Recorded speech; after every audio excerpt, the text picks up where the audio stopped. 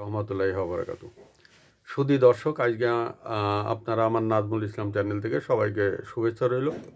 আজ আমি যে বিষয়টা বলবো সেটা হচ্ছে বাংলাদেশের অপরাধ এবং এই বাংলাদেশের অপরাধের বিষয়ে এর আগেও আমি অনেকগুলো কন্টেন্ট করেছি।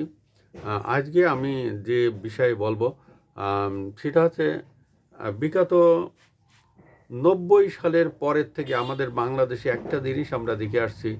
আমাদের বাংলাদেশে যেসব সংখ্যালঘুরা আছে, বিভিন্ন হিন্দু এবং উপজাতি, তারপরে বৌদ্ধ, এদের কিন্তু আমাদের দেশের সংখ্যালঘু একটা সম্প্রদায় আছে, এটা হচ্ছে খ্রিস্টান সম্প্রদায়। তাদের নিয়ে কিন্তু এত উচ্চবাচ্য হয় না, তাদের নিয়ে কিন্তু কোনো কিছু হয় না, কারণ এদের সুরক্ষা দেওয়ার জন্য পশ্চিমা বিশ্ব আছে।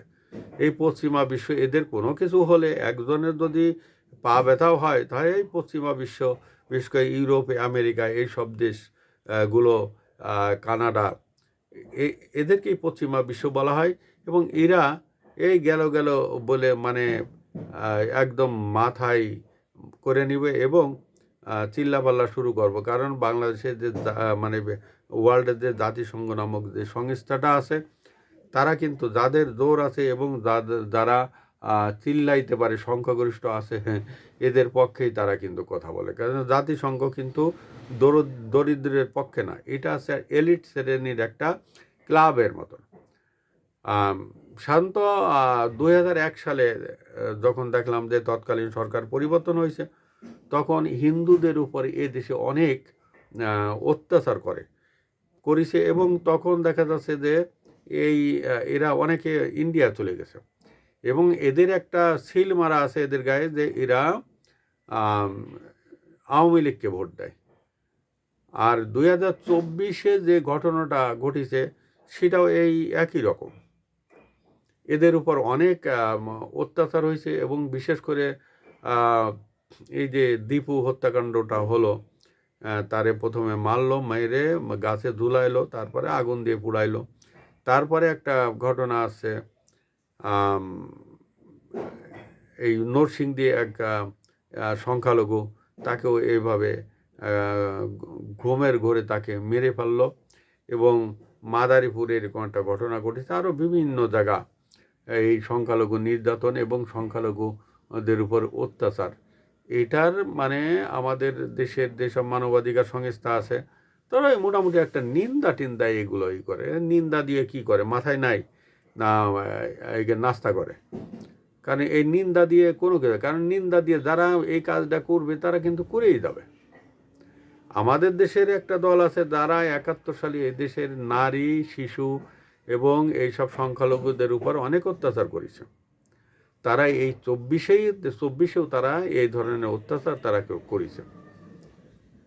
এবং তাদের যেসব ছাত্র সংগঠন ছিল এবং তারা যেসব রাজনৈতিক সংগঠন, তারা একই অবস্থা তারা করেছে। এবং এই সংখ্যালঘুদের তাদের একটাই যে এই সংখ্যালঘুরা যদি বাংলাদেশ ছেড়ে চলে যায়, বাংলাদেশ ছেড়ে চলে গেলে তাহলে আওয়ামী লীগের ভোট কমে যাবে। সেই জন্য তারা এই একই কাজ করেছে। তারা 71 সালে যেভাবে এদের উপর অত্যাচার করেছে, তারা 24-এও একই ভাবে অত্যাচার করেছে। বাংলাদেশে সম্প্রতি জগন্নাথ ইউনিভার্সিটিতে একটা ঘটনা ঘটেছে, সেখানে হিন্দুর স্টুডেন্টদের একটা মন্দির তারা তৈরি করার জন্য চেষ্টা করেছিল এবং ইউনিভার্সিটি কর্তৃপক্ষকে তারা কিন্তু অনেকবার অনুরোধ করেছে, কিন্তু ইউনিভার্সিটি কর্তৃপক্ষ তাদের কোনো জায়গা দেয়নি। তারপরে তারা একটা জায়গা দেখাইছে যে এই জায়গাটায় আমরা মন্দির করব, কিন্তু পরবর্তীতে দেখা গেল যে ইউনিভার্সিটি কর্তৃপক্ষ, অর্থাৎ জগন্নাথ ইউনিভার্সিটি কর্তৃপক্ষ কী করলো, সেই ইউনিভার্সিটির জায়গায়, অর্থাৎ যেখানে ইউনিভার্সিটিতে তারা মন্দির করবে বলে স্থির করেছিল, সেখানে তারা করলো মন্দির করার, বাথরুম করার জন্য, অর্থাৎ ওয়াশরুম করার জন্য তারা নির্ধারণ করলো। এইটা শুনে তখন এই হিন্দু ছাত্ররা তারা ওখানে এক রাতের ভিতরে তারা মন্দির করলো এবং তারা ওই রাত্রিও তারা ওখানে যাপন করেছে এবং এখনও পর্যন্ত ওই অবস্থা আছে। সরকার এখনও কিছু বলছে না এই কারণে, যে সামনে 12 তারিখ ইলেকশন, এই জন্যে এখন যদি এইটার বিষয়ে কোনো পদক্ষেপ নাই, তখন এটা দেখা যাচ্ছে বাংলাদেশে একটা তোলপাড় হয়ে যাবে এবং এটা বহির্বিশ্ব জানবে, অনেক সমস্যা। এবং তারা এইটা করার জন্য তারা ইসলামী ছাত্র সংগঠন শিবিরকে পর্যন্ত তারা ফোন দিয়েছে, কিন্তু শিবির কোনো করেনি, কোনো রেসপন্স করেনি। তারা চুপচাপ করে রয়েছে। হয়তো দেখা যাচ্ছে নির্বাচন চলে গেলে বা ইলেকশন আসলে তারা একটা ব্যবস্থা নিতে পারবে। ইলেকশন চলে গেলে ব্যবস্থা নেবে, কি হয়তো ভেঙে টেঙে দিতে পারে এই ধরনের। এই রকমের অবস্থা আমাদের বাংলাদেশের মানবাধিকার সংগঠনগুলো, আমাদের বাংলাদেশে বুদ্ধিজীবীরা আছে, এরা কিন্তু যেদিকে দেখা যাচ্ছে যে জোর বেশি সেই দিকেই কিন্তু তারা ধাবিত হয়। বিগত আওয়ামী লীগ সরকার আমলেও দেখেছি তারা চুপচাপ করে থাকছে, তারা কিন্তু ওইভাবে কথাবার্তা বলেনি, ওইভাবে করেনি।